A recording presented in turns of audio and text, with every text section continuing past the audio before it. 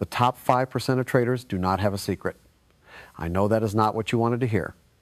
You clicked on this video because you believe there is something the best traders know that you do not. Some hidden framework, some proprietary method, some special insight that, once revealed, will unlock the door to consistent profitability. And I am telling you right now, before we go any further, that belief is exactly what is keeping you in the bottom 95%. I have spent decades studying traders, working with traders, watching traders succeed and watching far more of them destroy themselves. And the single biggest misconception I encounter over and over again is this idea that the winners possess something the losers lack: a better indicator, a better strategy, better information, a sharper analytical mind. It sounds logical, it feels true, but it is completely, fundamentally wrong. The top 5% of traders do not have better strategies than you. Most of them use approaches that are surprisingly simple. Some of them trade with tools you would consider basic. What separates them from everyone else is not what they know about the market. It is what they know about themselves. It is not an external framework. It is an internal one. And unless you understand that distinction, you will spend years searching for something that does not exist. Let me show you what I mean by describing two traders. Both of them are looking at the exact same chart, the same setup, the same entry signal, the same market conditions. Trader A takes the trade. It loses. He feels a surge of frustration. He reviews the trade, trying to figure out what he missed. He questions his strategy. He wonders if he should have waited for more confirmation. He feels the loss as a personal failure, as evidence that he made a wrong decision. So on the next trade, he hesitates. The setup appears, but the memory of the last loss is sitting in his chest like a weight. He skips it. That trade wins without him. Now he feels worse. He is angry at himself. So on the following trade, he jumps in too aggressively, trying to make up for what he missed. He doubles his position size. That trade loses too. And now he is spiraling. Trader B takes the exact same first trade. It loses. She records it in her journal. She notes that she followed her rules. She moves on. When the next setup appears, she takes it without hesitation. It wins. She records it. She moves on. No celebration, no relief, just the next trade in a long series of trades. Now here is the question that matters. What is the difference between these two traders? It is not intelligence. Trader A might be the smarter analyst. It is not the strategy. They are using the same one. It is not experience. Trader A might have been at this longer. The difference is their relationship with being wrong. Trader A needs to be right. Every trade carries his identity, his self-worth, his sense of competence. When a trade loses, it is not just money leaving his account. It is an attack on who he believes he is. Trader B has eliminated that need. She has fully accepted that any individual trade is meaningless. She does not need this trade to win. She does not need the next one to win either. She needs her edge to play out over hundreds of trades, and she has the patience and the emotional discipline to let that happen. That is the framework. That is the entire separation between the top 5% and everyone else. It is the ability to think in probabilities instead of outcomes. And I know that sounds simple. I know you might be sitting there thinking, I already know this. But knowing it and living it are two entirely different things. You can understand probability intellectually and still feel devastated by a losing trade. You can recite the concept of expected value and still move your stop loss because the pain of losing feels unbearable in the moment. Knowledge without execution is worthless. And execution, in trading, is a psychological skill, not an intellectual one. Let me break this framework down for you so precisely that there is nothing left to misunderstand. The first element of how the top 5% think is what I call the sample size mindset. Most traders evaluate their performance trade by trade. They win a trade, they feel good. They lose a trade, they feel bad. Their emotional state is a direct mirror of their most recent outcome. This is catastrophic because on any single trade, the outcome is essentially random. Even with a strategy that wins 60% of the time, you can easily lose 5, 6, 7 trades in a row. That is not a flaw in the strategy. That is basic probability. That is how random distribution works. The top 5% do not think trade by trade. They think in blocks. blocks of 20, blocks of 50. They understand that a strategy with a 60% win rate does not mean 6 out of every 10 trades will win. It means that over hundreds of trades, approximately 60% will be winners. But within that sequence, there will be clusters of losses, clusters of wins, and long stretches of seemingly random noise. The professional trader expects this. The amateur is destroyed by it. Here is how you implement this. Starting today, you stop evaluating any trade individually. You do not ask, was this trade good or bad? You ask, over my last 20 trades, did I follow my rules, and what is my win rate? If you have not taken 20 trades yet, you do not have enough data to evaluate anything. You are still in the process of generating a sample, and during that process, the only metric that matters is whether you executed according to your plan. I know what you are thinking. You are thinking, but what if I am losing money during those 20 trades? What if I cannot afford to wait that long? And this brings me to the second element of the framework. Predefined risk. This is non-negotiable. Every trade you take must risk the same small percentage of your account.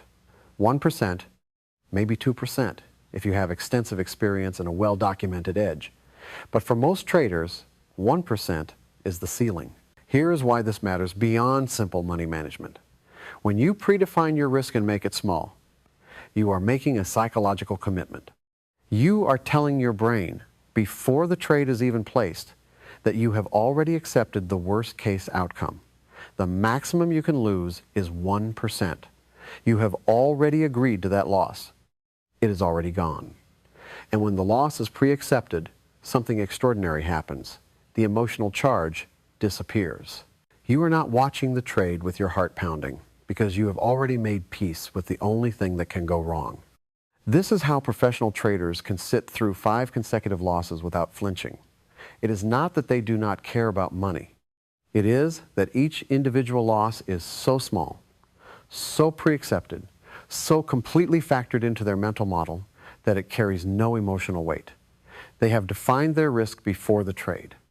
They have accepted it before the trade, and so when the loss occurs, there is nothing to process. It is simply what was supposed to happen on this particular iteration. Let me give you the exact practice.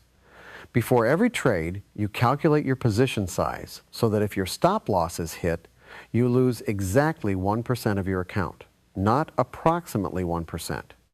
Exactly 1%. You do this calculation before you enter the trade. You place your stop loss at the level your strategy dictates, you place your entry, and then you walk away from the computer. You do not sit there watching the candles tick. You do not move your stop. You do not close the trade early because you are scared. The trade either hits your stop or it hits your target. Those are the only 2 outcomes you will accept. Anything else is interference. Anything else is your ego trying to outperform the strategy you have already committed to. Now let me talk about the third element. And this is where most traders resist the hardest. Emotional neutrality. The top 5% of traders feel almost nothing when they trade. And I do not mean they are robots. I mean they have trained themselves through repetition and discipline to experience wins and losses with the same even temperament. When a trade wins, they do not celebrate. When a trade loses, they do not mourn. They record the result, they assess their execution, and they prepare for the next trade. You are probably thinking that sounds inhuman, or that it sounds boring. And you are right, it is boring. That is the entire point. If trading feels exciting, you are doing it wrong. Excitement means emotional engagement. Emotional engagement means your decisions are being influenced by something other than your strategy. And any decision influenced by emotion is by definition not a decision based on your edge. Here is the uncomfortable truth. You are addicted to the excitement, the dopamine hit of a winning trade, the adrenaline of watching a position move in your favor, the almost narcotic rush of being right about a market move. That addiction is what keeps you coming back, but it is also what keeps you losing. Because the same chemical system that produces the high of a win produces the agony of a loss. And when you are in agony, you make terrible decisions. You revenge trade. You abandon your plan. You throw money at the market trying to get the high back. The emotional highs and the emotional lows are 2 sides of the same coin. You cannot eliminate one without eliminating the other. And the top 5% have eliminated both. So how do you develop emotional neutrality? You practice it deliberately every single day. Here's the specific technique. After every trade, before you write anything else in your journal, you rate your emotional state on a scale of 1 to 10.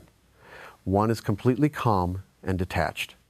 10 is highly emotional, whether positive or negative. If your number is above a 3 after a winning trade, that is a problem. If your number is above a 3 after a losing trade, that is a problem. The goal is to stay between 1 and 3 at all times. If you find yourself at a 5 or above, you stop trading for the day.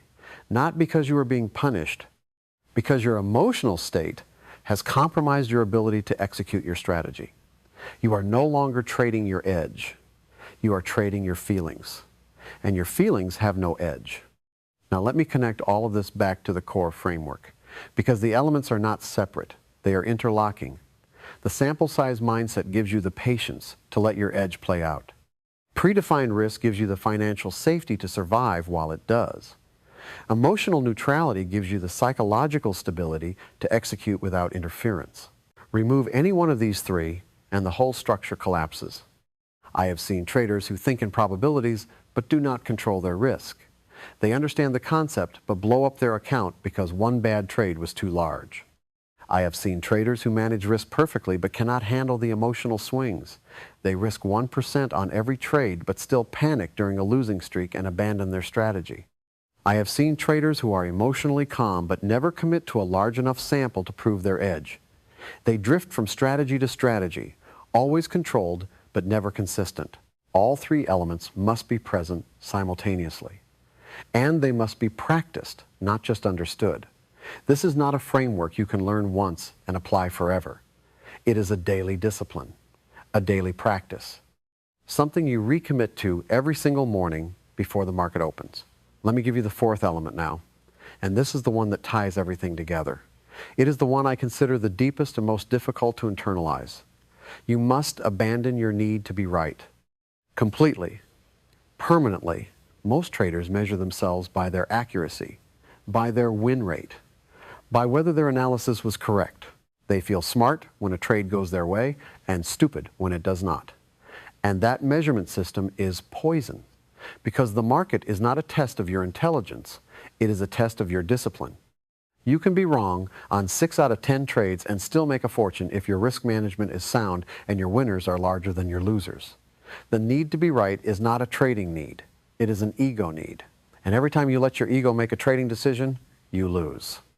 Here is what abandoning the need to be right looks like in practice. You take a trade. It goes against you immediately. Your old self would start rationalizing. Maybe I should move my stop. Maybe the market just needs more time. Maybe I should add to the position. These are all ego-driven responses. They are your brain trying to avoid the pain of admitting that this particular trade is not working. The new version of you, the version that thinks like the top 5%, does nothing. The stop is where it is. The trade either works or it does not. Being wrong on this trade is not a statement about your intelligence or your competence. It is a statement about probability. And probability dictates that a meaningful percentage of your trades will lose. That is not failure. That is the cost of doing business. I want you to write this down and put it where you can see it every morning.